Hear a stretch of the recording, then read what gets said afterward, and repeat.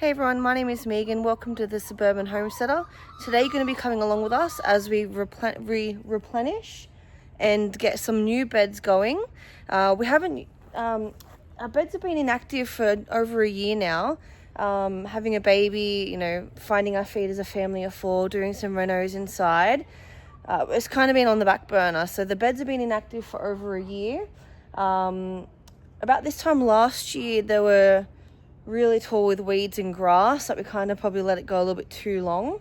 So we pulled all that out and I just tarped it just to try and keep the weed suppression and the grass down, try and kill it with the heat that we had over summer, which was up to 40 degrees on some days. So today we actually had a huge delivery of mushroom compost that we're going to be using to replenish these beds, as well as some new beds that we're going to be having going for some of our Espalier apple trees that we have coming, as well as some other plants that we have coming as well. So we're going to take you along as we establish our beds, or re-establish our beds I should say. So enjoy. These three beds are the beds that I've already prepped for today's mushroom compost delivery. All I done was peeled back the tarp. I'll be doing this one with you today, but I just peeled it back. The beds really need to be replenished. When we used the beds last, with the tomatoes and things like that, we knew we weren't going to be using them for a while, so we didn't bother replenishing them. And you'll be able to see at some stage that, there is a little bit of grass growing on that grew along the sides. But the beds are quite depleted all the way down to, at some stages, the depth of the actual timber sleepers itself. We had a huge amount of cardboard from different renos that we had around the house that we've kept, knowing that we're going to use them for these bends. So I pulled it back, chucked a lot of cardboard down, obviously pre-wet it all. And I'll be doing the same with this one today, and then we'll be bringing in, actually we have some, and then so laying down some cardboard. So we'll be laying down, we'll pull back the tarp, put some de-grass, put some cardboard down as a bit of a weed suppression, kind of like a no-dig bed, but that's what we did originally with these four beds. We pretty much just put the beds on top of the grass, smothered it with a ton of cardboard and some other materials, and then we actually had the mushroom compost delivered then too. We've been using the same reputable company because it's fantastic, and some other ones that we've used haven't been so great. So then that's what we used. So we will take the tarp off, de-grass, lay some cardboard down, and then we have all this straw bales that I collected probably mid to late last year. Someone was getting rid of them locally, which was fantastic. So I've already topped them up in some of the beds, but I'll probably use a bale or so just to put on top of the beds as an extra organic material that will eventually break down, and then we'll chuck the mushroom compost on top. So these are our new raised birdies beds. These are going to actually be our Espalier apple trees. And I might put a pear tree or anything like that. I'm aiming for about 4 trees.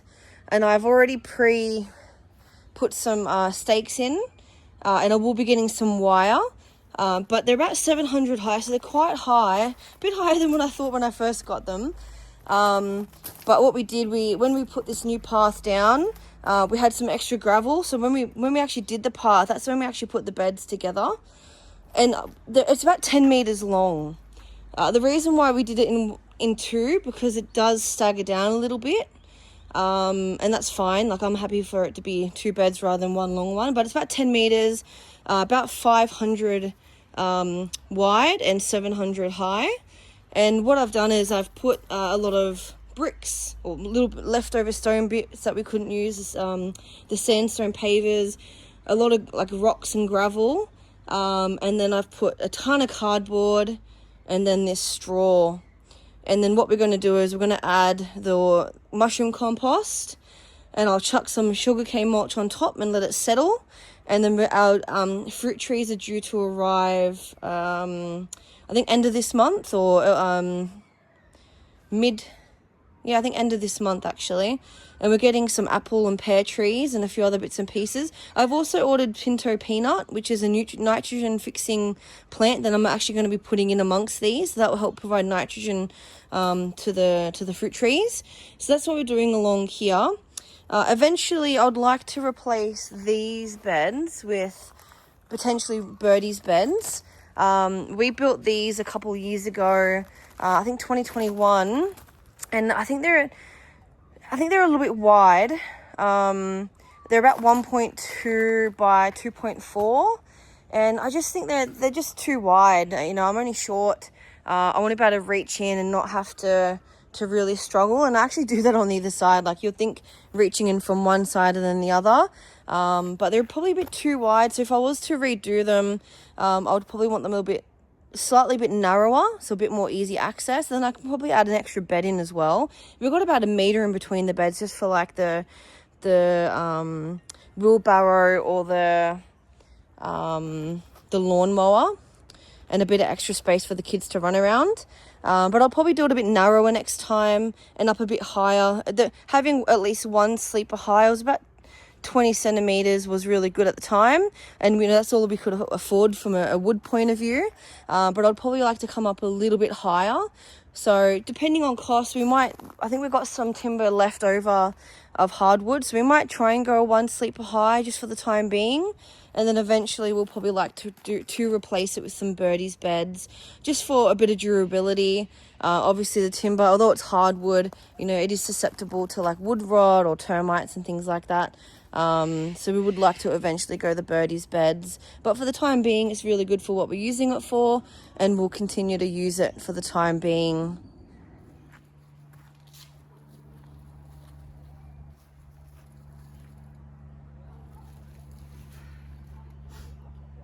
Alright, so Hamish has gone to the big green shed to pick up some supplies. So we're gonna get this last bed prepped for our mushroom compost.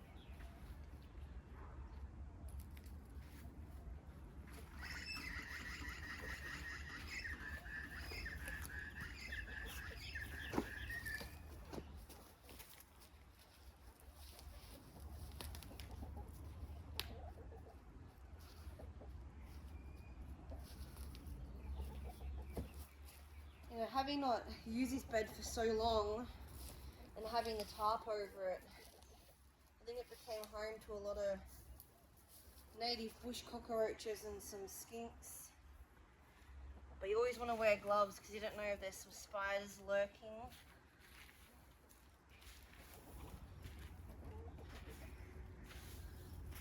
Not too much grass, just a little bit where the sun came through the tarp.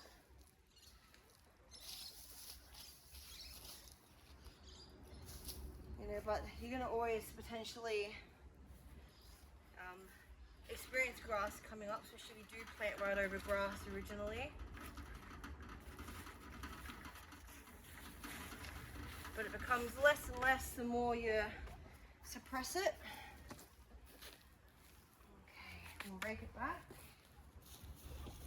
I'll just use this one.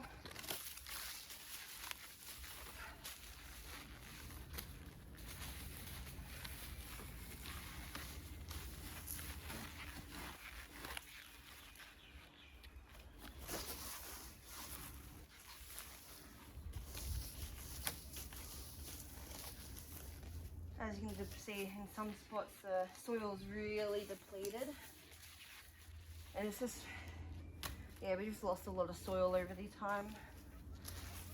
So it's always good to try and replenish it. I like to try and replenish it once a season with my own compost. But with a big job like this, you know, we've got to call in the big guns.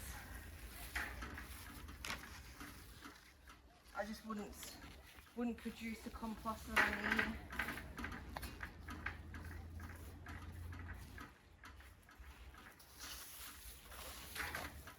Alright. So I've pre-wet the cardboard.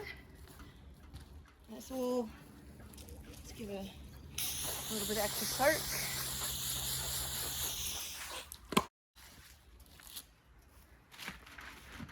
You know, I don't mind if ends up minding a little bit over the 20 centimeter height of the garden bed, because it will break down, especially the cardboard and the straw that I'll be putting down,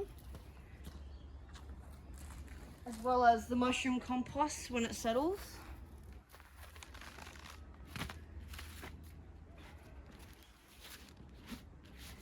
So the cardboard I like to use, you don't want to use glossy cardboard,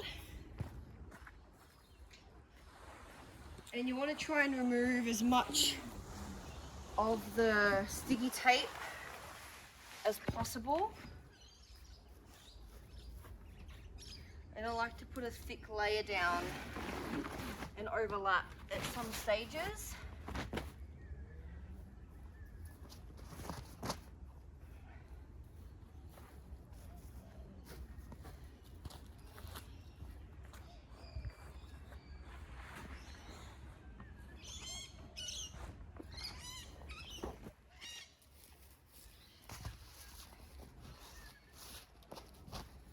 Grab a bit more.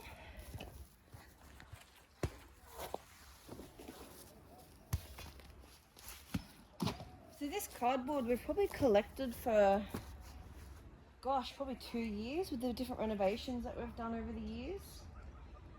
And you had this huge amount of cardboard that everyone thought I was crazy keeping, but I only wanted to put it to good use and not put it to waste and contribute to landfill, so kept it for the beds. All right.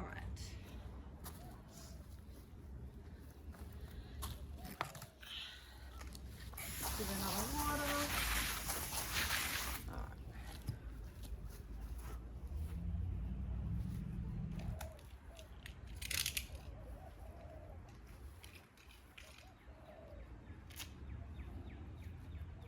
So this straw we've probably had sitting around for about 8 months or so. So it itself has already started to break down.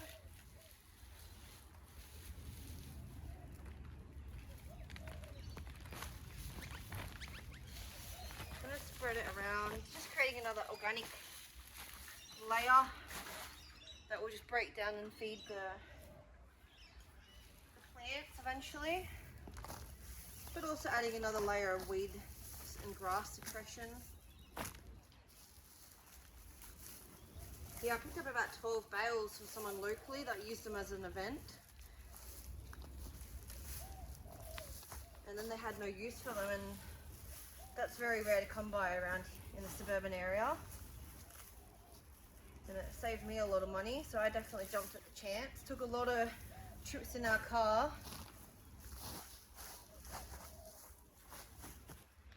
But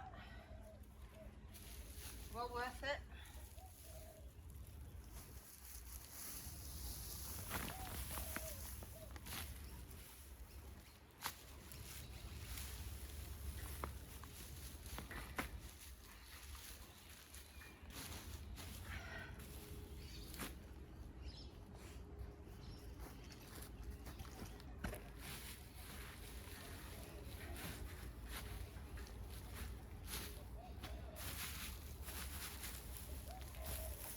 I'll loosen it up a little bit, spread it out.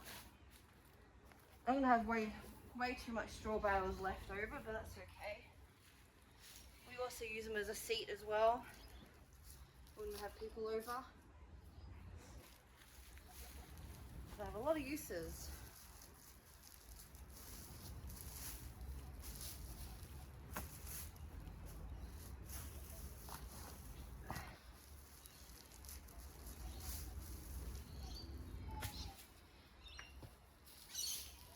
Now if I was to do a new no-dig bed, or even a hugelcultured style bed, I'll probably be using a lot more of that straw.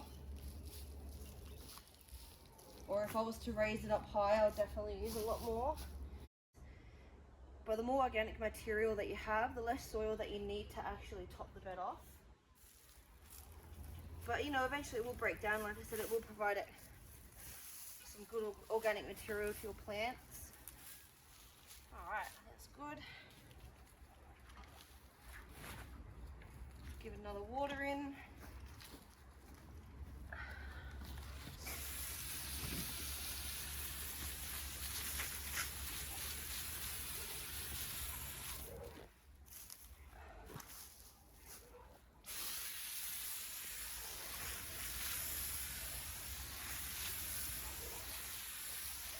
Watering it down just helps break it down a bit faster as well, compared to if it was just purely dry.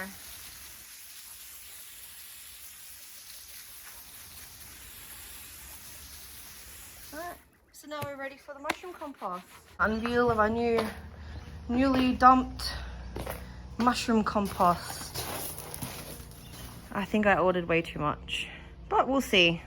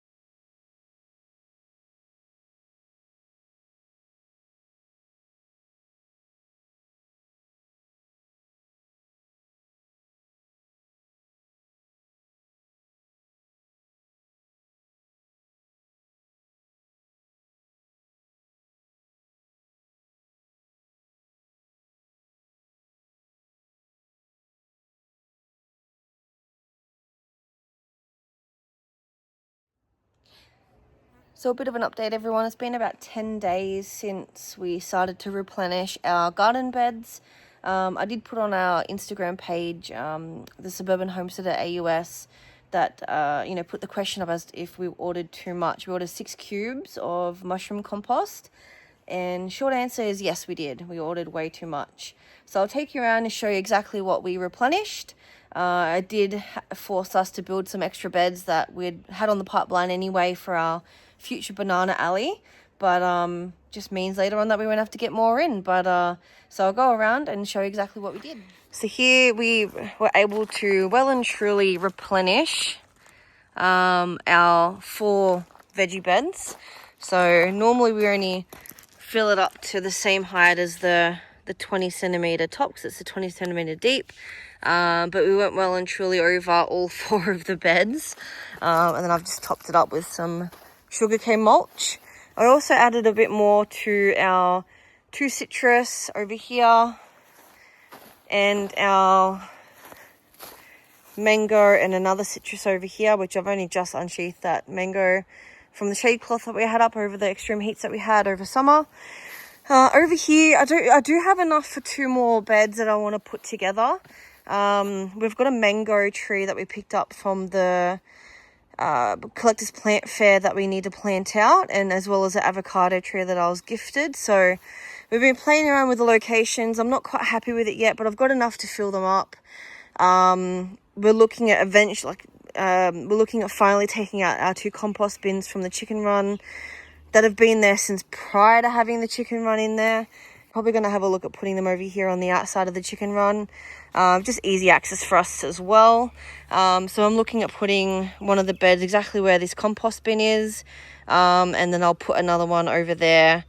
Probably just on the other side, probably in between where the tall garden bed is there and the compost bin, and that way they have some space and it'll provide future shade to the chickens as well. We're able to top up our 2 10-meter long overall what will be our Espalier apple and pear beds. So we did fill them up. We need to fill them up about say 400 because there are 700 high. 2.5, I think they're about 5 meters long each, and then 500 wide. And then I had a lot of like gravel and rocks, and then I piled it up with cardboard and straw that we've had. And yeah, so probably about 400 high that we had to fill up. And then I put the sugarcane mulch there to top it off too, and getting ready for when we do plant out our apple trees. I also topped up these little flower beds here that were accidentally destroyed by the chickens because one of them escaped.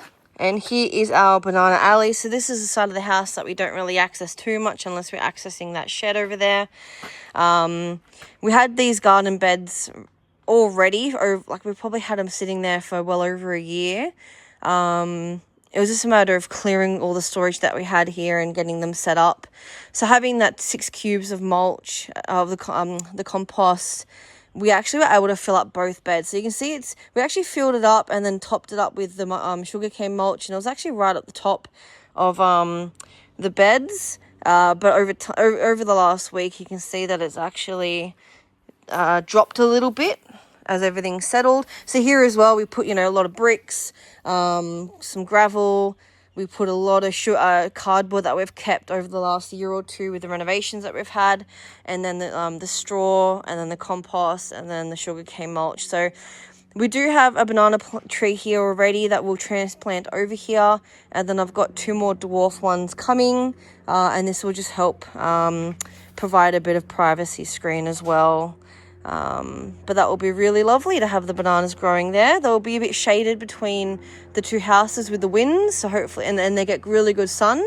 The only thing is we'll need to keep them watered, which, this is probably the lowest peak of the property here, so that we do get a bit of water pooling. So hopefully the things that we have put in place or will put in place around here will help with that drainage too. But we do have this tank here that we installed off our she shed, which is just a lot of storage at the moment, that we're going to connect the overflow up to these beds as well as having them drip irrigated too. But that's on the future cards. So there you have it. Our beds are now ready and raring to go.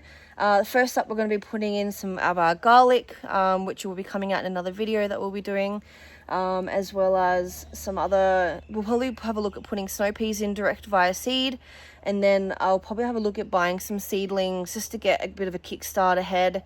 I feel like we're a little bit behind with getting everything prepped ready for our winter veg, so we'll have a look at getting some seedlings over the next week or 2, and I'll share the progress as we go. But that's all our beds, and I'm so excited. Thanks for watching. If you want to give our channel a follow, if you have any questions or any feedback regarding our bed prep, please let me know in the comments, and also check out our Instagram page, the Suburban Homesteader AUS. Thank you. See you later.